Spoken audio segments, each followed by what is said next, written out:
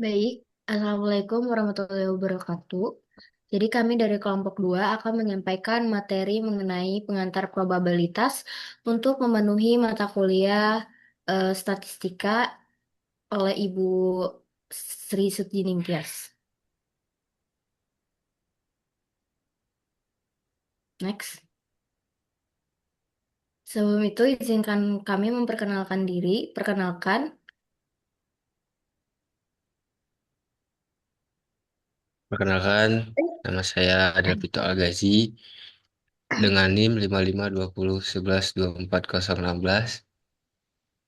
Perkenalkan, nama saya Muhammad Raihan Fatur Rahman dengan NIM 552011144034.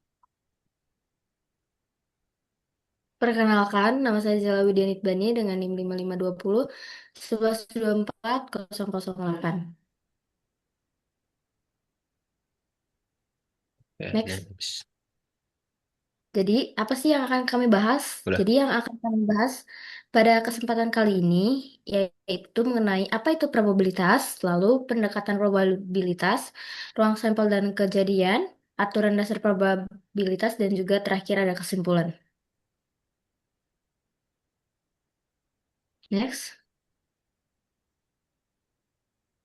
Untuk materi yang pertama akan disampaikan oleh Delpito. Oke, terima kasih, Jay. Baik, di sini saya akan menjelaskan tentang apa itu probabilitas.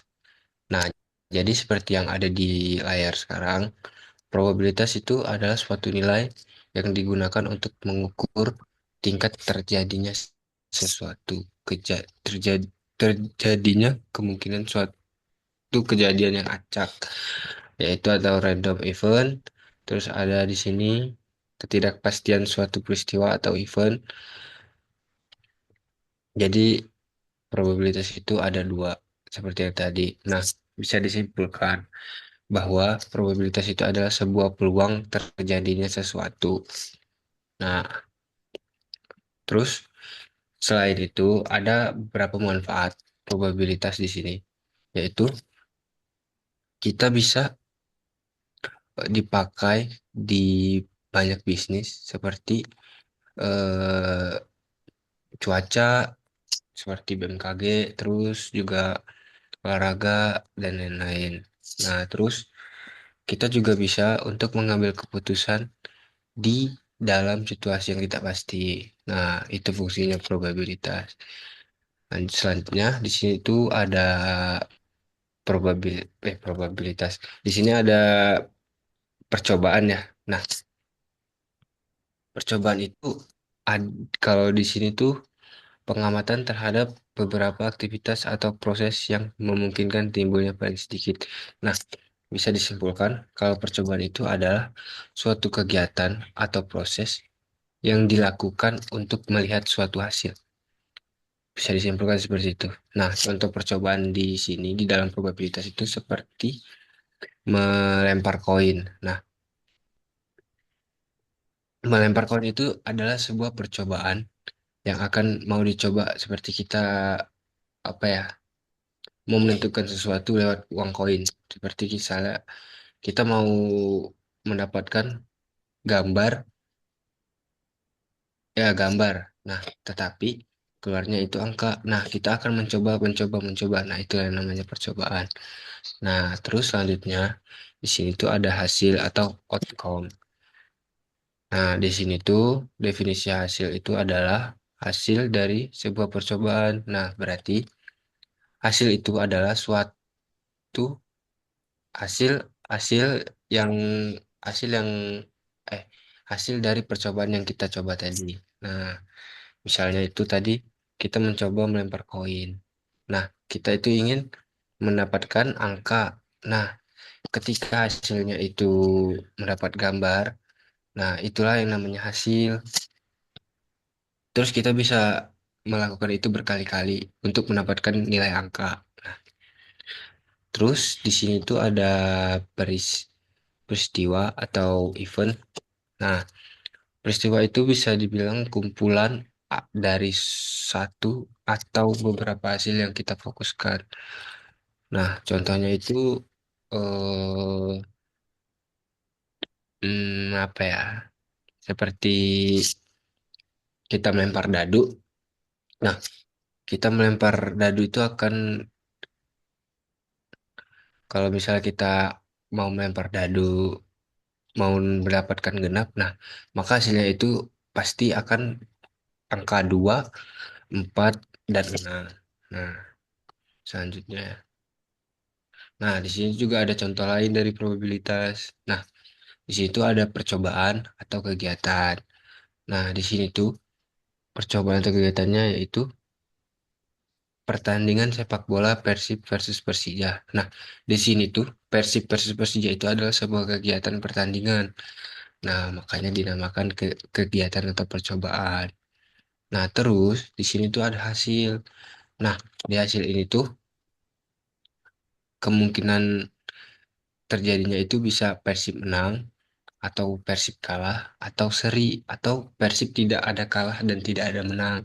Nah, itu tuh yang dinamakan hasil. Terus di sini tuh ada peristiwa. Nah, peristiwa itu kayak suatu hasil yang sudah didapat oleh percobaan tersebut gitu, peristiwa. Kayak misalnya Persib menang. Nah, itu tuh suatu peristiwa eh yang tergantung sesuai analisa kita gitu. Seperti misalnya kita dari rumah, misalnya kita mau ke stadion untuk nonton Persib. Nah, kita tuh dari rumah tuh udah menganalisa bahwa Persib tuh bakal menang dari kita melihat seberapa banyak pertandingan sebelumnya menangnya. Nah, terus sampai kita di apa di stadion, kita melihat Persib itu menang. Nah, berarti analisa kita itu benar. Nah, itulah yang dinamakan peristiwa. Lanjut. Nah, di sini tuh ada yang namanya itu pendekatan probabilitas. Nah, pendekatan probabilitas itu ada tiga, yaitu pendekatan klasik, pendekatan relatif, dan pendekatan subjektif. Nah, kita bahas satu-satu di sini. Nah, kalau di sini tuh pendekatan klasik itu bisa disebut setiap peristiwa mempunyai kesempatan yang sama untuk terjadi. Nah, di situ ada contohnya. Jadi contohnya itu sama kayak yang tadi kita melempar melempar uang koin. Nah, jumlah kemungkinannya itu kan ada dua. Ada bisa muncul angka dan bisa muncul gambar. Nah, terus di sini tuh kenapa probabilitasnya itu 1/2? Dikarenakan karena satu koin itu memiliki seperti ini. Satu koin itu memiliki dua bidak yang angka dan yang gambar atau gambar Garuda. Nah, hasil yang dihasilkan dari percobaan tersebut tuh bisa muncul gambar dan muncul angka. Nah, itulah yang dinamakan setiap peristiwa mempunyai kesempatan yang sama untuk terjadi. Nah, terus lanjut. Nah, di sini tuh ada pendekatan relatif atau hasil hasil dari percobaan nyata. Nah, kalau di sini tuh pendekatan relatif itu bisa dibilang kejadian yang tidak dianggap sama dan tergantung dari beberapa banyak suatu kejadian yang terjadi. Nah, kalau dari contoh di sini tuh ada, baik, maaf sebelumnya tadi ada sedikit kesalahan teknis daripada laptop saya. Nah, kita lanjut aja. Nah, di sini itu ada namanya pendekatan relatif atau hasil percobaan nyata. Nah, di sini itu pendekatan relatif itu tidak dianggap kejadian yang tidak dianggap sama. Nah, tergantung dari berapa banyak suatu kejadian terjadi. Nah, di sini tuh ada contohnya. Da, seperti ini. Dari 100 mahasiswa yang mengikuti ujian statistika, distribusi frekuensinya, nilai mahasiswanya adalah seperti tabel berikut. Nah, di situ ada beberapa nilai mahasiswa yang mengikuti ujian statistika. Nah, di sini tuh ada dari 100 mahasiswa itu yang mendapatkan nilai 45 itu ada 10 mahasiswa. Yang mendapatkan nilai 55 itu ada 15 siswa dan seterusnya seperti itu. Nah, sekarang kita akan mencari probabilitasnya. Nah, jadi di di sini itu pendekatan relatif tuh ada yang namanya rumus. Nah, rumusnya itu ada frekuensi dibagi di per jumlah total percobaan. Nah, jadi itu di sini tuh kita itu, nah di sini tuh P itu adalah peluang. Nah, peluangnya itu sama dengan nilai. Nah, di sini tuh ada nilainya 45. Maka kita akan menjawab probabilitasnya itu dari 10 mahasiswa yang mendapatkan nilai 45 dibagi sama 100 mahasiswa yang mengikuti ujian statistika. Nah, begitu cara menghitungnya. Jadi di sini tuh mendapatkan nilai 0,1 atau sama dengan 10%. Nah, terus di sini juga ada peluangnya 50 nilai nilai nilai 55 eh yang mendapatkan nilai nilai 55 itu adalah 15 orang. Lalu 15 orang dibagi sama 100. 100 itu adalah mahasiswa yang mengikuti ujian statistika. Maka di situ mendapatkan nilai 15%. Nah, di situlah kita mendapatkan probabilitasnya. Lalu di sini kita lanjut dengan pendekatan subjektif. Nah, pendekatan subjektif ini bisa dibilang eh, kejadian yang didasarkan dengan feeling atau perasaan tersendiri gitu.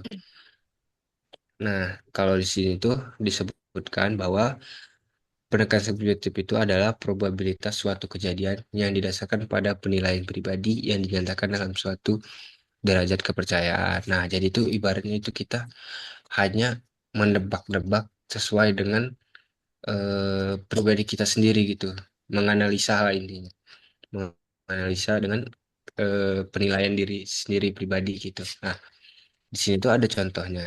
Jadi di sini tuh kejadiannya itu ada tim favorit menang pertandingan dan penilaian probabilitasnya atau subjektifnya 60% berdasarkan feeling dan info terkini. Nah, berarti ini tuh 60% itu berdasarkan feeling kita.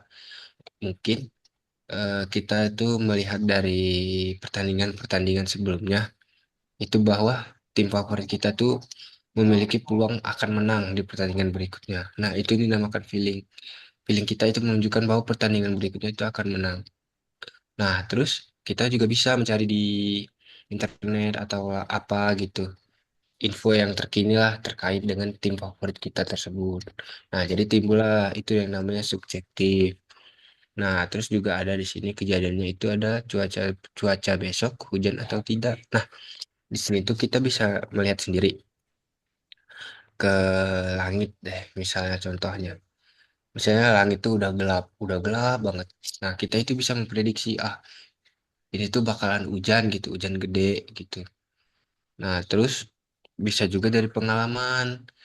Misalnya kayak, aduh, malam ini panas nih gitu. Panas banget, biasanya hujan. Nah, bisa jadi seperti itu juga. Nah, terus di sini juga ada peluang seseorang keterima di organisasi kampus.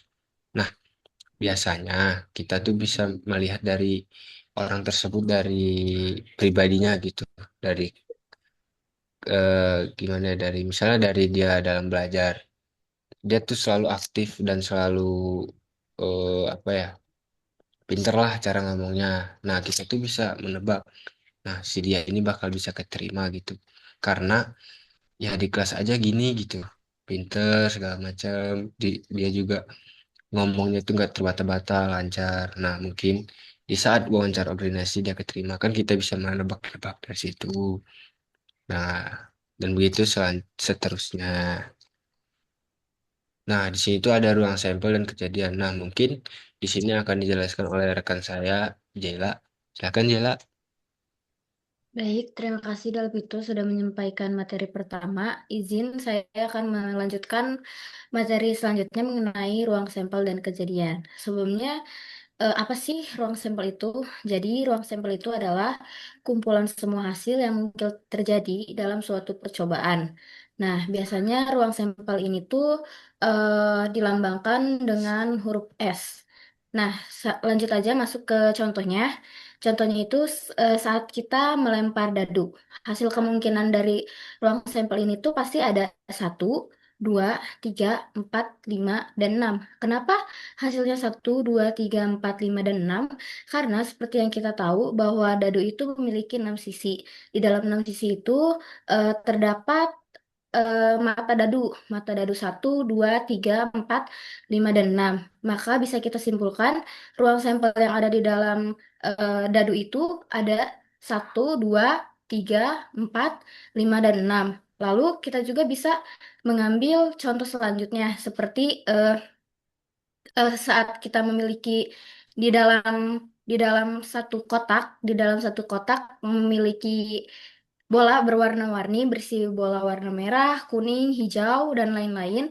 Tapi bola itu bukan hanya satu warna, tapi ada banyak warna. Seperti satu warna itu memiliki 20 bola, memiliki 30 bola, dan seterusnya. Nah, di sini ruang sampelnya merah, kuning, dan hijau. Karena di dalam satu kotak itu tuh mempunyai tiga warna atau tiga jenis warna bola. Nah, jadi bisa kita simpulkan juga ruang sampel dari kotak yang berisi bola-bola tersebut adalah merah, kuning, dan hijau. Lalu ada lagi selanjutnya tentang kejadian. Apa sih kejadian itu? Jadi, kejadian itu adalah sebagian dari ruang sampel, yaitu hasil yang kita inginkan atau cari peluangnya. Jadi, eh, kejadian ini tuh bisa diartikan sebagai hasil tertentu yang kita harapkan terjadi. Nah, biasanya kalau misalnya ruang sampel itu tadi dinotasikan dengan huruf S, kalau misalnya kejadian ini bisa dinotasikan dengan huruf A, B, dan lain-lain. Nah, sekarang lanjut nih ke contoh yang tadi masih dicontoh melempar dadu. Kan kalau misalnya ruang sampel dari dadu itu 1, 2, 3, 4, 5, dan 6. Nah, kita tuh mau cari nih kejadiannya ataupun eh, hasil yang kita harapkan. Misalnya, kita mau kita mau memunculkan angka genap saat kita melempar dadu. Berarti kejadiannya atau yang diharapkan terjadi itu antara 2, 4, dan 6 karena itu merupakan angka genap. Nah, lalu juga lanjut ke contoh yang kedua, ada mengambil bola dalam kotak yang tadi. Kotak yang berisi banyak warna itu banyak bola tapi mempunyai tiga warna. Nah, kan ruang sampelnya tadi itu warna merah, kuning, dan hijau. Nah, ketika kita mau mengambil hasil yang kita harapkan nih, misalnya kita mau mengambil bola warna kuning, maka kejadian yang kita harapkan waktu kita masukin tangan kita nih mau meraba-raba mencari bola, kita tuh berharap semoga aja dapat kuning. Nah, itu tuh yang merupakan namanya kejadian. Jadi kejadian yang kita harapkan itu di saat di kotak yang berisi banyak bola itu kita mengharapkan mengambil bola warna kuning. Lanjut.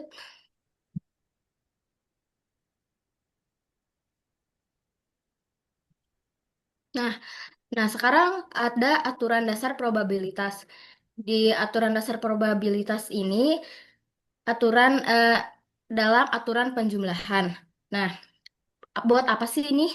Nah, jadi aturan probabilitas di dalam aturan penjumlahan ini tuh digunakan saat kita ingin mengetahui peluang dari eh, kejadian A dan B yang bisa terjadi. Nah, di sini tuh disimbolkan peluang A gabungan dari B. Nah, jadi di dalam aturan penjumlahan ini mempunyai dua kejadian. Yang pertama ada kejadian yang saling menghilangkan dan juga ada kejadian yang tidak saling menghilangkan. Nah, apa sih kejadian yang saling menghilangkan ini? Nah, kejadian yang saling menghilangkan ini adalah kejadian A dan juga B yang tidak bisa terjadi bersamaan. Nah, bisa dilihat rumus yang ada di slide. Di situ ada peluang A gabungan dari B sama dengan peluang A ditambah peluang B. Lanjut ke contohnya. Nah, contohnya masih sama di lempar dadu. Nah, untuk kejadian yang pertama adalah kita menginginkan angka genap. Angka genap itu ada 2, 4, 6. Lalu angka kejadian yang B itu ada angka ganjil 1, 3, dan 5. Nah, karena seperti yang kita tahu, kalau misalnya kita mau lempar dadu, pasti yang muncul itu hanya salah satu, hanya salah satu yang akan muncul, tidak bisa muncul keduanya. Misalnya kita mau keluarin angka genap sama angka ganjil di dalam satu dadu, itu nggak akan bisa. Nah, itu yang dinamakan kejadian yang saling menghilangkan. Jadi, eh, karena tidak mungkin satu angka sekaligus ganjil dan genap, maka A dan B ataupun yang tadi keluar angka genap dan angka ganjil itu tuh saling menghilangkan. Jadi hanya salah satu yang keluar. Nah, jadi karena dadu hanya bisa menunjukkan satu angka pada satu waktu, maka A dan B itu dinamakan saling menghilangkan. Lanjut sekarang kejadian yang tidak saling menghilangkan. Nah, kalau kejadian yang tidak saling menghilangkan ini apa sih? Kalau yang tadi itu kan nggak bisa bersatu ya, bukan nggak bisa bersatu, nggak bisa kejadiannya tuh nggak bisa bersama gitu, nggak bisa terjadi bersama. Nah, kalau misalnya yang ini, yang tidak saling menghilangkan ini, kejadian itu bisa bersamaan. Contohnya, ketika, maaf, ini rumusnya ada peluang peluang A gabungan dari B sama dengan peluang A ditambah peluang B dikurang peluang A eh, irisan dari B. Nah, contohnya, contoh lagi, ketika kita memiliki satu gepok kartu lah ya, satu gepok kartu, mungkin ada kartu remi ya, bisa dibilang, atau mungkin kartu yang lain gitu. Misalnya, kejadian yang pertama itu kita harapkan mau mendapatkan kartu warna merah. Lalu kejadian yang kedua kita harapkan mau mendapatkan kartu angka 7. Nah, karena di dalam setumpuk kartu itu tuh eh, merah dan 7 itu bisa bisa saja di dalam satu kartu yang sama. Nah, jadi kejadian ini bisa terjadi bareng gitu. Makanya kartu ini tidak saling menghilangkan. Jadi kalau misalnya kita mau mencari peluang buat dapetin kartu merah atau angka 7, ternyata di dalam kartu itu tuh bisa aja dua-duanya sekaligus. Kayak kartu angka 7 tapi warna merah. Nah, jadi itu peluang kita untuk mendapatkan kartu itu di dalam kejadian yang tidak saling menghilangkan. Nah, jadi kan ini kan ada rumusnya. Kenapa sih ada dikurang dikurang P A gabungan dari B?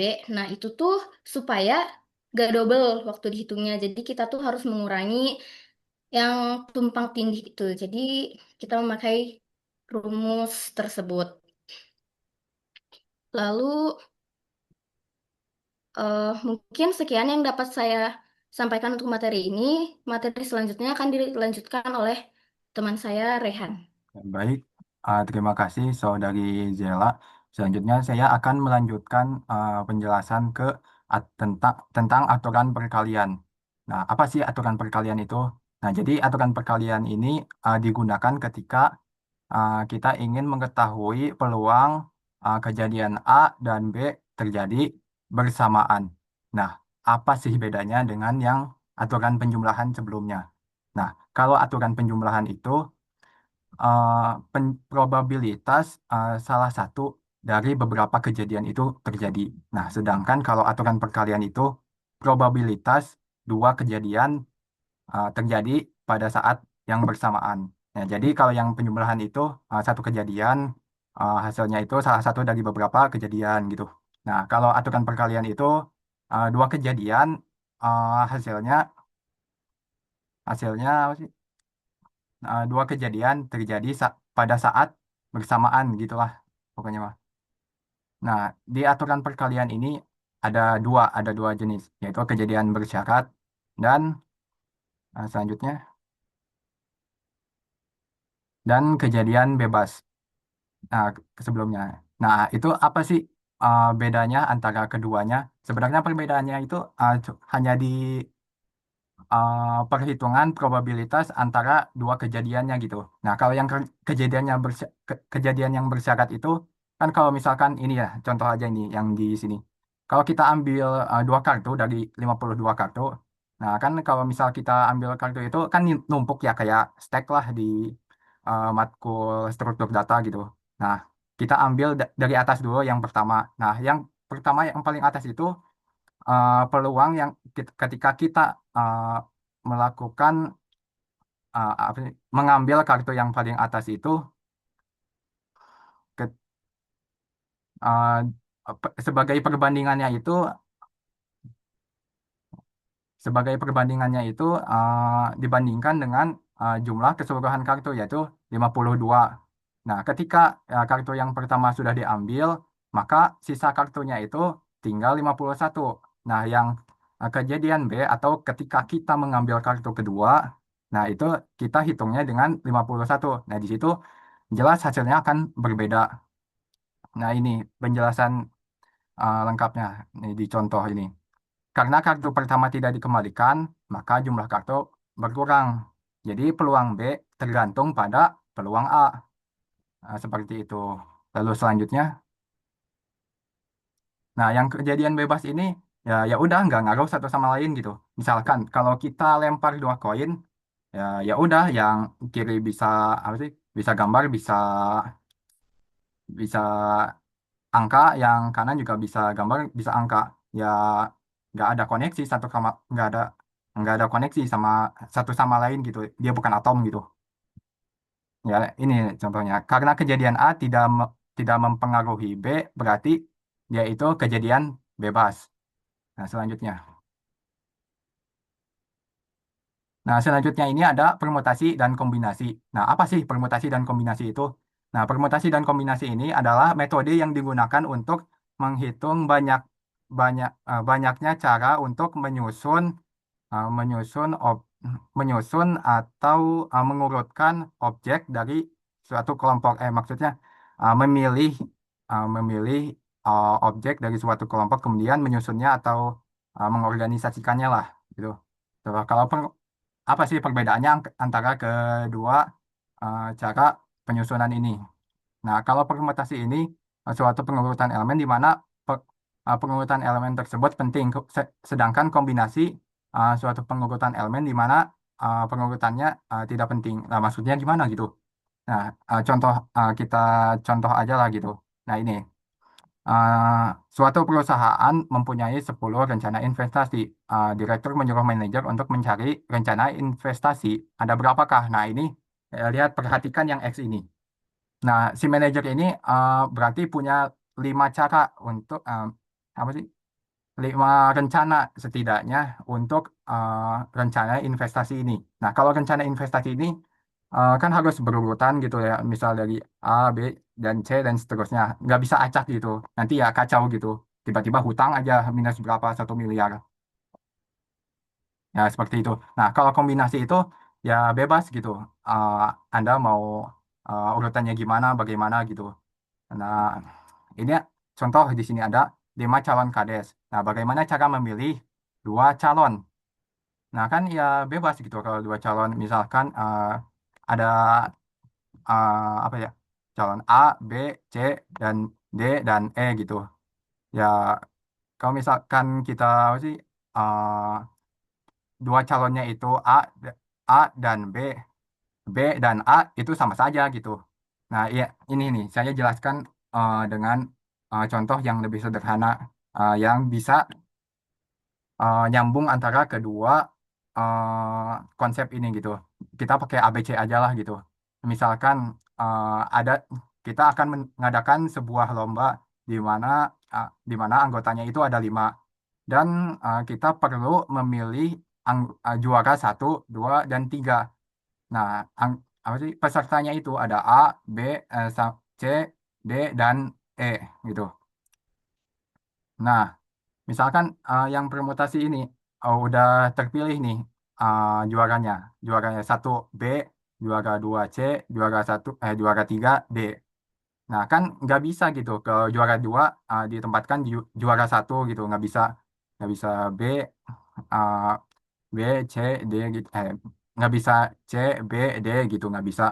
Nah, kalau misalkan yang kombinasi itu misalkan B, C, bebas gitu ditempatkannya di mana aja gitu. Misalkan dari kelima anggota tersebut, saya mau milih 3 bebas atau bebas saja, nggak perlu diurutkan gitu gimana urutannya gitu. misalkan yang tadi B, C, D. Nah, itu uh, de- apa sih? Urutan B, C, D dengan C, B, D itu dikombinasi itu sama gitu. Nah, sedangkan di permutasi itu berbeda. Nah, ya seperti itu. Nah, di sini ada rumus untuk menghitung kalau kita ingin menghitung permutasi dan kombinasi gitu. Di mana M ini adalah elemennya berapa? Misalnya di contoh ini 10 rencana investasi dan kejadiannya berapa? 5 gitu. Oke, terima kasih Rehan Ya, untuk mungkin sekian penjelasannya. dari saya. Akan dilanjutkan kembali dengan olahraga saya. Nah, di sini tuh ada kesimpulan dari materi kita. Nah, jadi di sini tuh probabilitas merupakan alat penting dalam statistik untuk mengukur kemungkinan terjadinya suatu kejadian acak dalam kehidupan nyata. Konsep ini sangat berguna untuk membantu pengambilan keputusan di tengah ketidakpastian. Nah, jadi probabilitas itu sangat penting buat kita misalnya bingung mau ngambil keputusan. Nah, probabilitas itu bisa membantu. Nah, seperti itu sih lebih singkatnya. Nah, mungkin mau dilanjut sama yang lain. J, mau dilanjut untuk kesimpulan. Ya, seperti yang tadi Dialogito katakan, memang probabilitas ini tuh emang sangat penting ya dalam kehidupan kita, apalagi kalau misalnya kita tuh sedang menerka-nerka sesuatu yang gak pasti, itu tuh termasuk Nah, cara kita untuk menggunakan probabilitas itu dalam kehidupan kita sehari-hari gitu lah ya intinya. Dan mm, intinya secara keseluruhan itu kita tuh walaupun nggak pasti gitu, walaupun ketidakpastian itu eh, ada di berbagai situasi, tapi kalau misalnya kita bisa mengimplementasikannya dengan sebaik-baiknya, mungkin sesuatu yang kita harapkan pasti terjadi intinya begitu. oke. Mungkin A- Ya, Ada tambahan, Dan? ya mungkin dari saya ya bahkan apa sih sesederhana kita ngira-ngira itu perasaan ini bakal terjadi enggak itu termasuk probabilitas gitu ya. Udah Ya, insting benar. betul, alamiah manusia gitu. eh, kita menggunakan probabilitas ini. iya, Sekian. Oke, oke. ya. Oke, mungkin sekian saya tutup. Sekian dari presentasi kelompok kami, yaitu kelompok 2. Mungkin sekian dulu dari kita. Boleh, Jay, ditutup, Jay. Oke, baik. Sekian materi pengantar probabilitas yang dapat kami sampaikan. Mohon maaf jika mungkin banyak kesalahan, salah kata, salah penyampaian yang kami sampaikan. Maklum karena kami juga masih belajar. Kiranya apa yang kami sampaikan dapat bermanfaat dan juga dapat berguna bagi kehidupan para penonton. Sekian dari kelompok 2. Terima kasih. Wassalamualaikum warahmatullahi wabarakatuh. Selamat malam. Selamat Dah. malam.